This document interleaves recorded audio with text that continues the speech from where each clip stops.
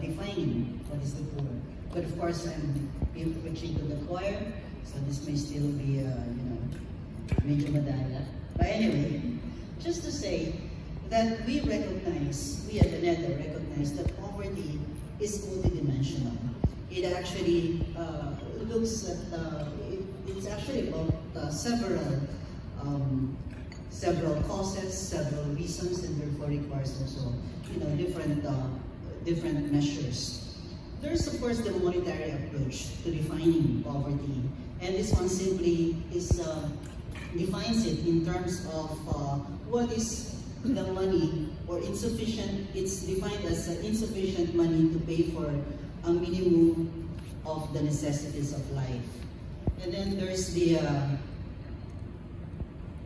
other thought.